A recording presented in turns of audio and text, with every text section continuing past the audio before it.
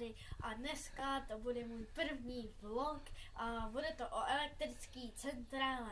Nyní předám slovo našemu technikovi. Ahoj, takže vás tady zdravím, máme tady zde výbornou centrálu a vyzkoušíme si, v který všechny přístroje z naší domácnosti na ní budou fungovat. Jo. Tak jo. Takže nejdřív pár technických dat. Tahle výborná centrála Einhell snese trvalý zatížení 900 W a špičkový zatížení 1000 W pouze. Jo? A zde máme několik přístrojů. Jo? Takže nejdřív si centrálu nastartujeme.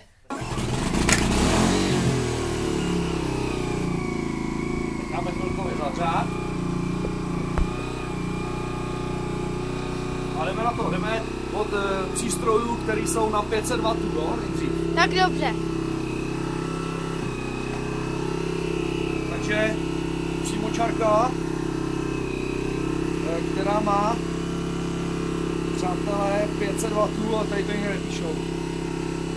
Má označení 650, ale máš 500 W, jo, určitě. 500 W, dobře. Ano, jdeme na 500 W, přátelé.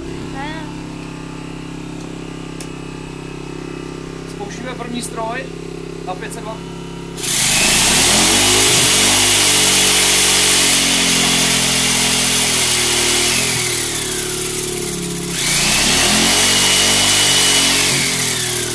Vidíte, že s tím centrála nemá vůbec žádný problém.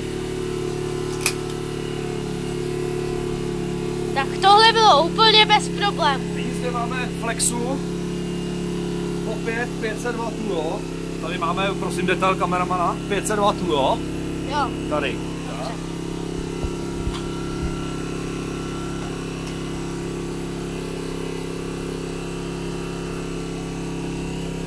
Si všimněte, když červeně zasvítí, tak znamená, že ta centrála jde do špičky, jo. Když nezasvítí, tak se nic neděje.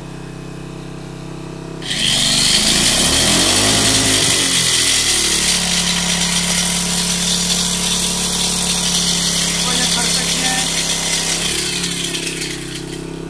Jednou.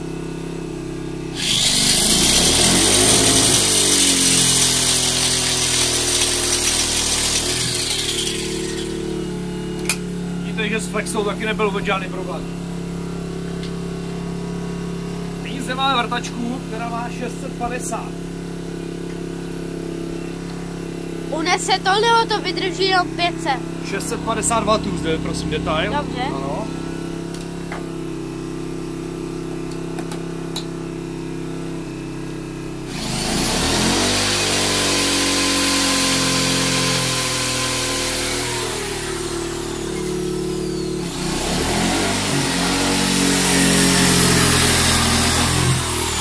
V pohodě vidíme Opět žádný problém, přátelé, opět žádný problém. Teď zde máme nožíky na živý plot, značky Field One. Opět 500 W. Dobře.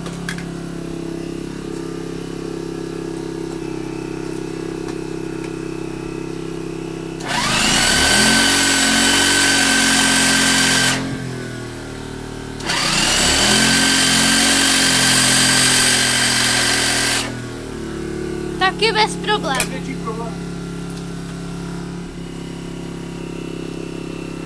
Největší překvapení, kocour na Rex.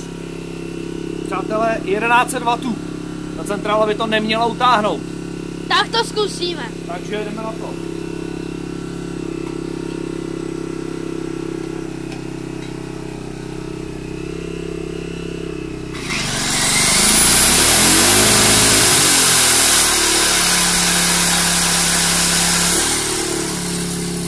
Problém nebyl.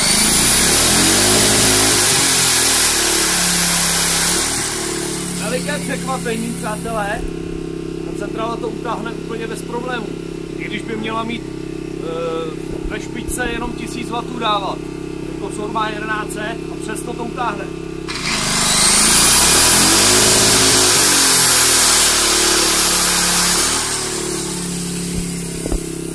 Myslím si, že tato centrála Einhell je špička ve své třídě. Díky za pozornost.